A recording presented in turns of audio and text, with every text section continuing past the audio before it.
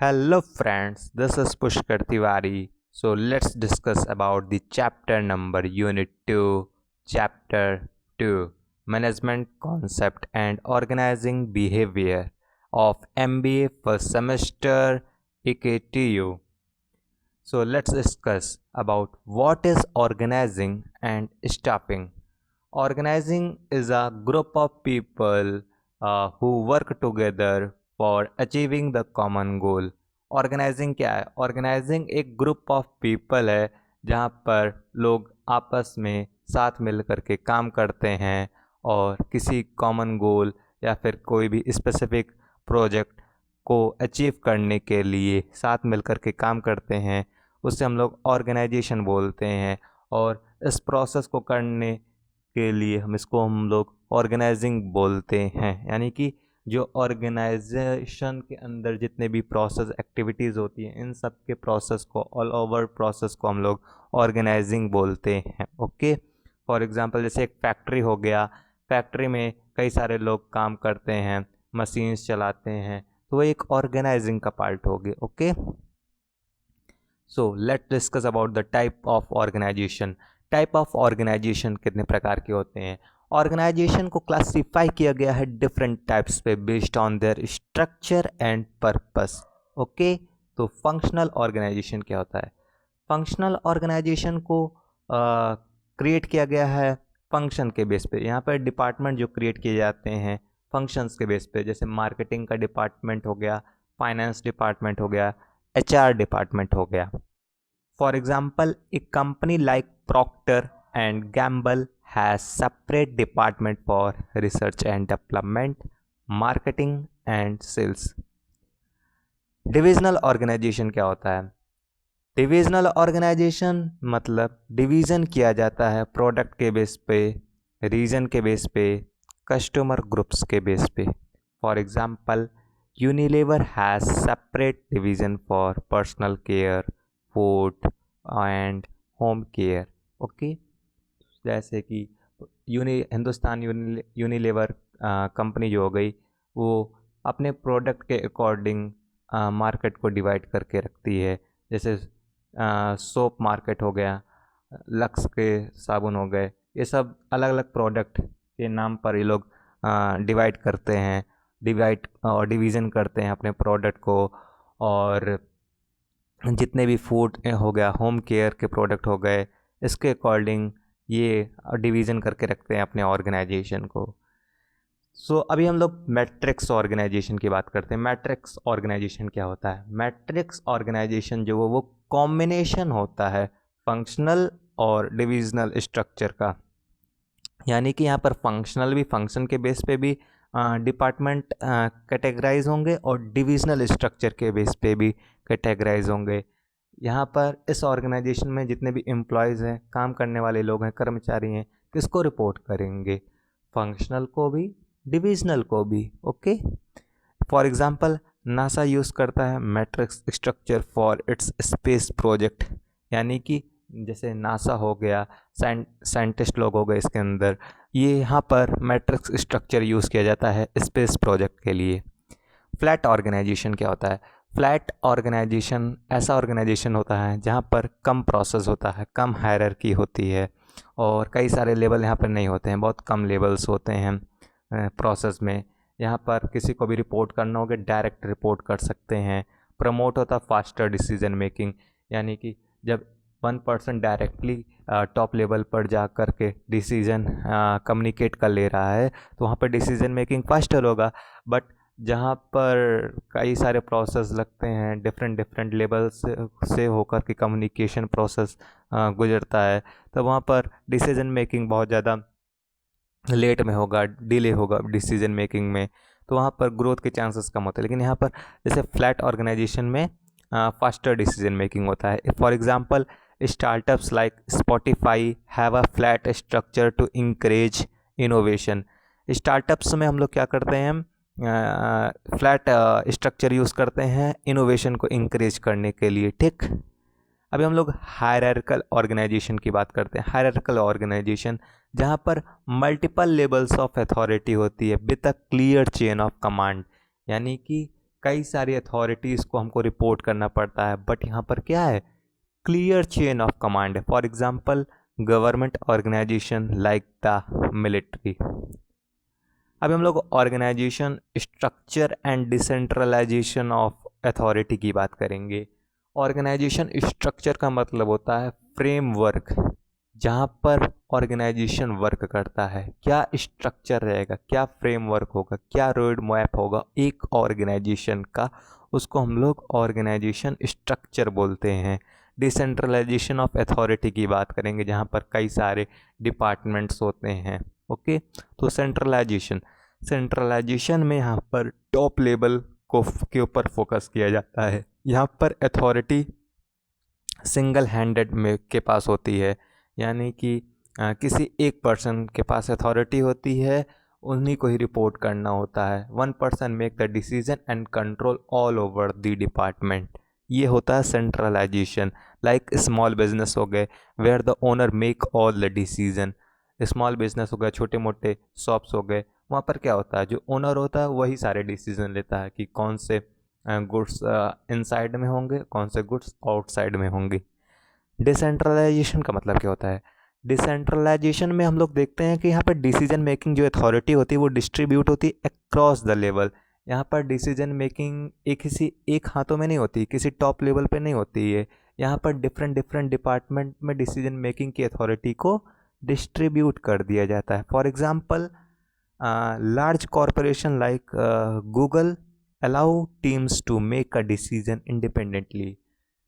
जैसे बड़े बड़े ऑर्गेनाइजेशन में, गूगल में, एप्पल कंपनी में या फिर माइक्रोसॉफ्ट कंपनी में, यहाँ पर कई सारी टीम्स होती हैं। टीम्स को के पास अथॉरिटी दे दी जाती है डिसीजन मेकिंग करने के लिए। For life real life example की बात करें, जैसे मैकडोनल्ड क्या है, मैकडोनल्ड डिसेंट्रलाइजेशन को यूज़ करता है for its global operation, allow regional manager to adapt menus to local tastes. Okay, अभी हम लोग स्टाफिंग की बात करते हैं। स्टाफिंग क्या होता है, staffing involve hiring and retaining the right people for the right job.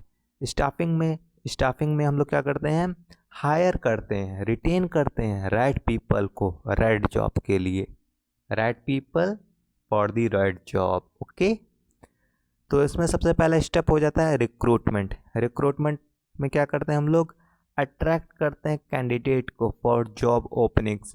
Example like companies like Amazon use job portal and social media to recruitment. Amazon क्या करता है, अमेजॉन जॉब पोर्टल का यूज़ करता है, social media का use करता है recruitment करने के लिए। ओके, सिलेक्शन की बात करते हैं। सिलेक्शन कैसे होता है, सिलेक्शन का मतलब होता है कि बेस्ट कैंडिडेट को चूज़ करना इंटरव्यू के थ्रू, टेस्ट के थ्रू और असेसमेंट के थ्रू। सिलेक्शन एक नेगेटिव प्रोसेस होता है और रिक्रूटमेंट क्या है, एक पॉजिटिव प्रोसेस होता है। पॉजिटिव प्रोसेस इसलिए होता है क्योंकि यहाँ पर कई सारे एप्लीकेंट आते हैं, और सिलेक्शन में ये रहता है कि कई सारे एप्लीकेंट टेस्ट और असेसमेंट और इंटरव्यू के थ्रू एलिमिनेट हो जाते हैं, रिमूव हो जाते हैं, और जो बेस्ट सूटेबल कैंडिडेट होते हैं वही सेलेक्ट होते हैं सिलेक्शन में। For example Google uses rigorous interviews and coding test to select the engineers. जैसे इंजीनियर्स को सेलेक्ट करने के लिए गूगल क्या करता है, बहुत कठिन इंटरव्यू लेगा, कोडिंग टेस्ट करवाएगा, तो जिसको कोडिंग आती है और इंटरव्यू के प्रोसीजर से फैमिलियर है तो वही सेलेक्ट हो पाता है, बाकी सारे तो रिजेक्ट हो जाते हैं। प्लेसमेंट क्या होता है, प्लेसमेंट में हम लोग बात करते हैं assigning the selected candidate to a specific role, यानी कि जो भी सेलेक्टेड कैंडिडेट हैं, जो सुटेबल कैंडिडेट हैं राइट जॉब के लिए, उनको जॉब असाइन कर दी जाती है किसी स्पेसिफिक रोल के लिए। फॉर एग्जांपल जैसे अभी आप लोग MBA फर्स्ट सेमेस्टर में हैं, तो आप as a fresh MBA graduate जो हो जाता है might be placed as a management trainee, उनको एज अ मैनेजमेंट ट्रेनी रखा जाता है जब भी वो जॉब के लिए जाते हैं सबसे पहले। तो अभी हम लोग ट्रेनिंग एंड डेवलपमेंट की बात करते हैं। अभी प्लेसमेंट तो हो गया आप लोगों का, तो अब आप लोगों की ट्रेनिंग होगी, डेवलपमेंट होगा, enhancing employees skills and knowledge. यहाँ पर जो भी एम्प्लॉयज़ हैं, काम कर रहे हैं ऑर्गेनाइजेशन में, इनकी स्किल्स को इन्हांस किया जाता है, इनकी नॉलेज को बढ़ाया जाता है, इन्हांस किया जाता है, ताकि वो और अच्छे से काम कर सकें ऑर्गेनाइजेशन के अंदर। जैसे Infosys has a dedicated training centre, Infosys Mysore campus for employ development. Okay, अभी एम्प्लॉय का ट्रेनिंग भी करवा ली हम लोगों ने, डेवलपमेंट भी करवा लिया। अब वो ऐसे सिर्फ बिना परफॉर्मेंस के मेज़रमेंट के उनको हम सैलरी कैसे प्रोवाइड कर सकते हैं? उनकी परफॉर्मेंस को मेज़र करना पड़ेगा। तो परफॉर्मेंस को मेज़र करने के लिए क्या करेंगे? डायरेक्टिंग करेंगे, कंट्रोलिंग के प्रोसीजर को अपनाएंगे। ओके, तो डायरेक्टिंग क्या है? डायरेक्टिंग का मतलब होता है कि सुपरवाइज करना, कंट्रोल करना, कम्युनिकेट करना। किसको? एम्प्लॉयज़ को, ताकि वो काम को अच्छे से कर सकें और अपने काम जो भी टास्क दिया जा रहा है उसको कंप्लीट कर सके राइट टाइम पे। ये नहीं है कि अभी आधा काम किए हुआ छुट्टी ले लिया, ऐसा नहीं करना है। डायरेक्ट करना है, काम करवाना है। प्रिंसिपल ऑफ डायरेक्टिंग की बात करते हैं। Directing involve guiding and motivating employees to achieve the organisational goal. Directing में हम लोग क्या करते हैं? गाइड करते हैं, मोटिवेट करते हैं। किसको? एम्प्लॉयज़ को, ताकि वो ऑर्गेनाइजेशनल गोल को अचीव कर सकें। ओके, तो की प्रिंसिपल्स क्या क्या हैं? जैसे यूनिटी ऑफ कमांड की बात करते हैं। यूनिटी ऑफ कमांड के अंदर क्या रहता है कि यहाँ पर हम लोग कमांड दिया जाता है किसी सुपीरियर के द्वारा सबऑर्डिनेट को। Employees should receive the order from one superior. For example, in a restaurant a chef report only to the head chef. जैसे रेस्टोरेंट वगैरह में जो शेफ वगैरह होते हैं वो क्या करते हैं? डिस्ट्रीब्यूट कर रहे हैं, सर्व कर रहे हैं अपने कस्टमर्स को, क्लाइंट्स को। वो किसके बिहाफ पर? अपने जो उनके चीफ हैं, हेड चीफ हैं, उनके ऑर्डर पे। ओके, सिर्फ उन्हीं की बात को सुनते हैं। ये नहीं कि किसी कोई बाहर वाले के पर्सन के पास से वो कोई भी ऑर्डर आ रहा है वो भी उसको सुन रहे हैं, और कोई थर्ड पार्टी के थ्रू वो ऑर्डर को सुन रहे हैं। नहीं, सिर्फ उसी पर्सन को चूज़ करेंगे जिन्होंने उसको हायर कर रखा हुआ है। चीफ ने, हेड चीफ ने हायर कर रखा हुआ है, तो उन्हीं हेड चीफ को ही रिपोर्ट करना होता है। Effective communication.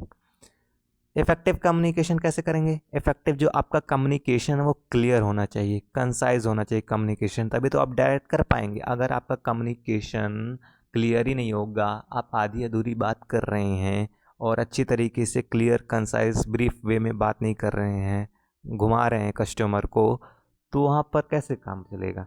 वहाँ पर कम्युनिकेट जो कस्टमर वो चला ही जाएगा, आपका कस्टमर छोड़ जाएगा। तो आपको अच्छे से इफ़ेक्टिवली कम्युनिकेट करना है। जब भी आप ऑर्गेनाइजेशन के अंदर काम करते हैं, रेस्टोरेंट में काम करते हैं, या फिर किसी शॉप में भी काम करते हैं, या फिर कंपनी में भी काम करते हैं, तो आपको अपना जो कम्युनिकेशन उसको क्लियर करना पड़ेगा, कंसाइज करना पड़ेगा। For example, Apple ensure clear communication between design and engineer teams. तो एप्पल क्या करता है भाई? क्लियर कम्युनिकेशन करेगा, डिज़ाइन करना है इंजीनियर टीम के साथ में। ओके, अभी हम लोग लीडरशिप की बात करते हैं। लीडरशिप में क्या होता है? लीडरशिप में हम लोग इंस्पायर करते हैं एम्प्लॉयज़ को टू परफॉर्म बेटर। अभी किसी एम्प्लॉयज़ से बेटर काम करवाना है तो उसको लीड करना पड़ेगा, इन्फ्लुएंस करना पड़ेगा, उसको अपॉर्चुनिटीज़ बतानी पड़ेगी कि अगर आप इस काम को बेटर तरीके से कर ले जाते हैं तो आपको ये रिवॉर्ड मिलेगा, और आपको अपॉर्चुनिटीज़ मिलेगी, रिकॉग्निशन मिलेगा, और नेक्स्ट लेवल पर आप जा सकते हैं, आपकी सैलरी हाई इंक्रीमेंट अच्छे से हो सकता है। तो इसको क्या करना होगा? इसको लीड करना होगा, इंस्पायर करना होगा एम्प्लॉय को। For example, Elon Musk leadership at Tesla motivate employees to innovate. Elon Musk क्या करता है? एलन मस्क लीड करता है अपने एम्प्लॉयज़ को ताकि वो इनोवेटिव सॉल्यूशंस ला सकें, इनोवेटिव आइडियाज़ ला सकें कंपनी में। अभी हम लोग मोटिवेशन की बात करते हैं। मोटिवेशन में क्या होता है? मोटिवेशन में हम लोग इंकरेज करते हैं एम्प्लॉयज़ को उन थ्रो रिवॉर्ड और रिकॉग्निशन। मोटिवेशन में क्या हो गया? एम्प्लॉयज़ को रिवॉर्ड और रिकॉग्निशन के थ्रू उनको इंकरेज किया जाता है ताकि वो काम को अचीव कर सकें, वर्क को अचीव कर सकें। फॉर एग्जांपल, गूगल ऑफर करता है perk like free meals and gym membership. तो गूगल क्या करता है? गूगल फ्री मील्स, फ्री में खाना दे दिया, या फिर जिम की मेंबरशिप दे दिया। तो इस तरीके के ऑफर्स दिए जाते हैं एम्प्लॉयज़ लोगों को मोटिवेट करने के लिए। तो डायरेक्टिंग के प्रिंसिपल कौन कौन से थे? यूनिटी ऑफ कमांड था, effective communication, leadership and motivation. अभी हम लोग कोऑर्डिनेशन की बात करते हैं। कोऑर्डिनेशन क्या होता है? Coordination simply means synchronising the activities of the employees, यानी कि जो एम्प्लॉयज़ ऑर्गेनाइजेशन के अंदर काम कर रहे हैं उनकी एक्टिविटीज़ को कोऑर्डिनेट करना, यानी कि जितने भी लोग पीपल कर रहे हैं, एम्प्लॉयज़ लोग काम कर रहे हैं, उनके कामों को कोऑर्डिनेट करना, ताकि वो एक साथ मिलजुल करके काम करेंगे, काम को अच्छा समझ पाएंगे। ये नहीं है कि अगर वो काम के साथ कोऑर्डिनेट नहीं कर पा रहे हैं तो वो क्या होगा, वो वर्क अचीव नहीं हो पाएगा। ओके, हार्मोनाइजेशन जिसको बोलते हैं, यहाँ पे हार्मोनी बनाना पड़ेगा लोगों के बीच में, और काम के प्रति भी हार्मोनी बनाना पड़ेगा। कोऑर्डिनेशन इंश्योर हार्मोनी एवं डिफरेंट डिपार्टमेंट एंड इंडिविजुअल। अगर डिपार्टमेंट और इंडिविजुअल के बीच में हार्मोनी नहीं रहेगी तो वो वर्क अचीव नहीं हो पाएगा, वर्क जो एम्प्लॉयज़ है वो काम नहीं करेंगे। और जैसे कोई मार्केटिंग डिपार्टमेंट से कोई भी कोई एम्प्लॉय वर्क कर रहा है और उसको फाइनेंस की रिक्वायरमेंट है, अगर फाइनेंस डिपार्टमेंट उसको सपोर्ट नहीं करेगा, हार्मोनी नहीं होगी, तो मार्केटिंग डिपार्टमेंट कैसे वर्क कर पाएगा? तो वहाँ पे कोऑर्डिनेशन की ज़रूरत पड़ती है। It is essential for achieving the organisational goal. एक ऑर्गेनाइजेशन गोल को अचीव करने के लिए कोऑर्डिनेशन बहुत ज़रूरी होता है।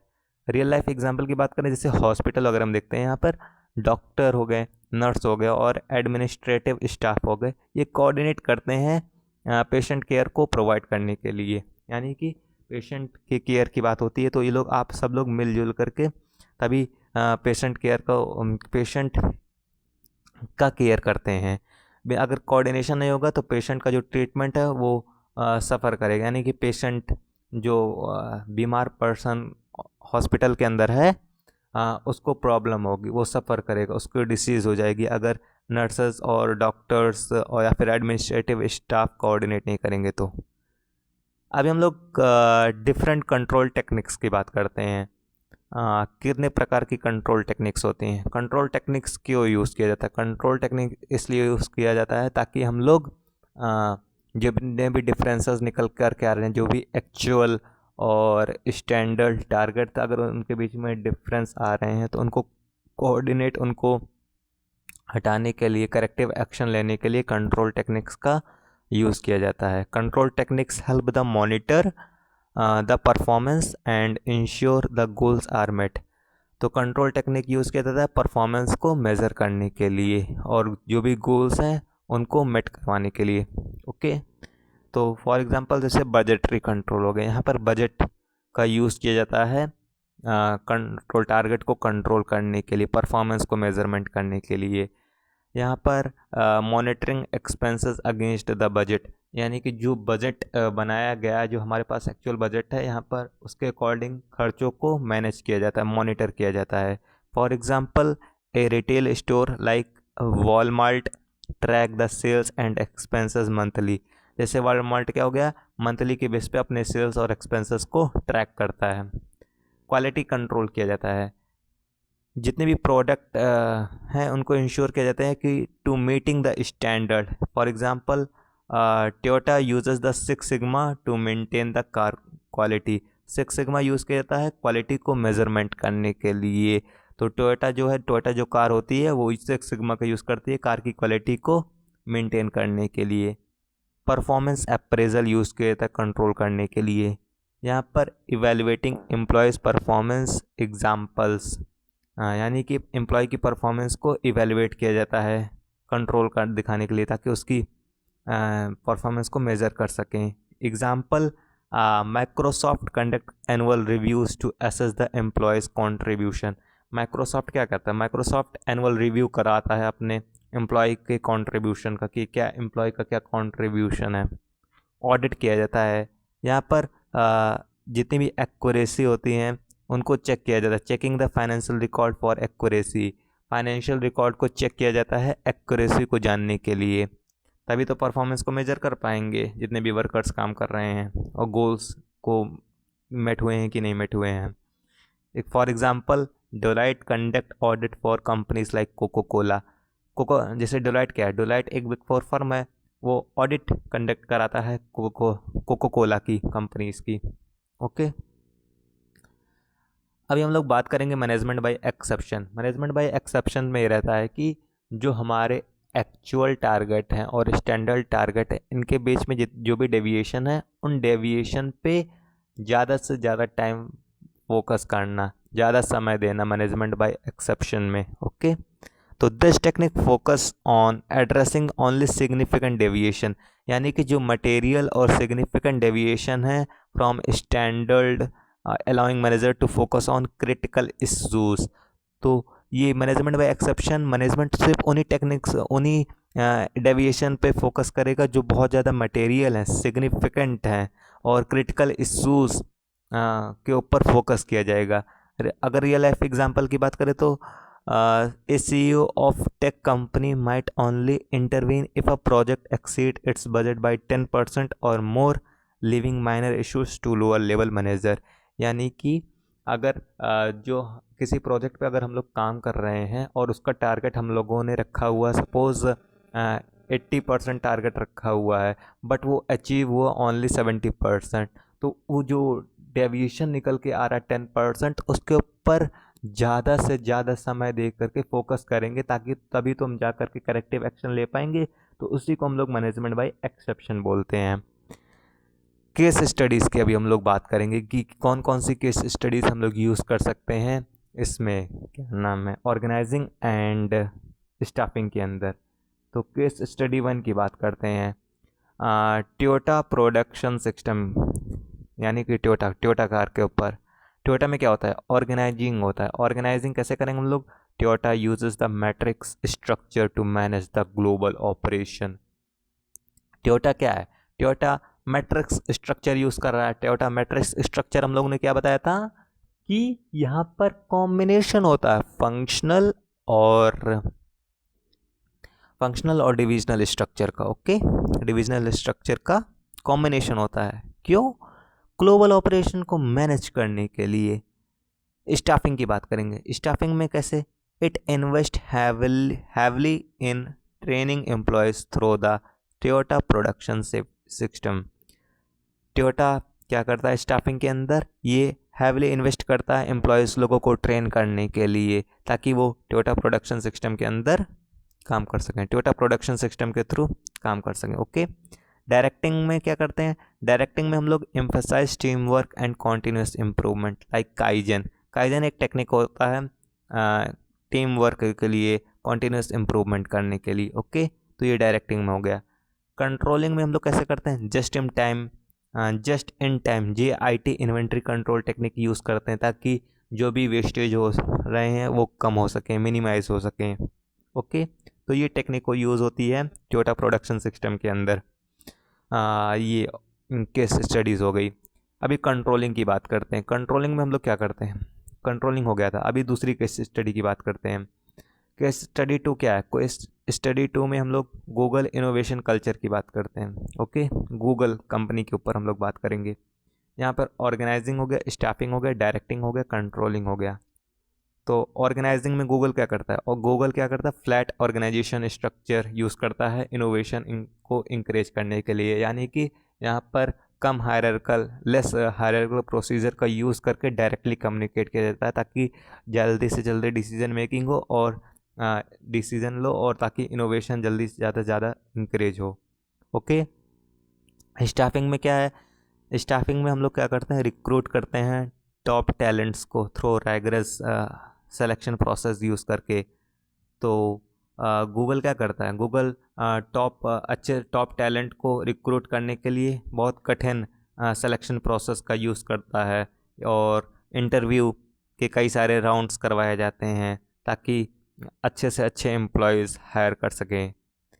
और गूगल क्या करता है, डायरेक्टिंग करने के लिए गूगल क्या करता है, गूगल इंकरेज करता है एम्प्लॉयज़ को to spend 20% of their time on creative project, यानी कि मोटिवेट करता है अपने एम्प्लॉयज़ लोगों को कि आप स्पेंड करिए अपने टाइम को इनोवेटिव प्रोडक्ट को इन्वेंट करने के लिए, क्रिएट करने के लिए, नए नए प्रोजेक्ट पे वर्क करने के लिए जो कि क्रिएटिव है। फिर गूगल कंट्रोल कैसे करता है, गूगल डेटा ड्राइवन परफॉर्मेंस का यूज़ करता है प्रोग्रेस को ट्रैक करने के लिए, टेक्निक्स यूज़ करता है प्रोग्रेस को, परफॉर्मेंस को ट्रैक करने के लिए, तो ये प्रोसीजर यूज़ करता है गूगल। तो ये एक स्टडी हो गई। तो हम लोगों ने किसकी किसकी बात करी, ऑर्गेनाइजिंग एंड स्टाफिंग की।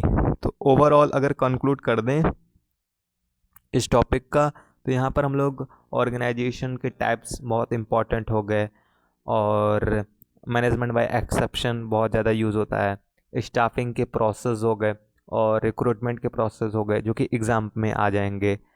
डायरेक्टिंग एंड कंट्रोलिंग की बात करें तो प्रिंसिपल ऑफ डायरेक्टिंग के ज़्यादा से ज़्यादा पूछने के चांसेस हैं, और सबसे ज़्यादा इम्पॉर्टेंट है कि कौन कौन सी कंट्रोल टेक्निक्स हम लोग यूज़ कर रहे हैं हम कंट्रोल करने के लिए।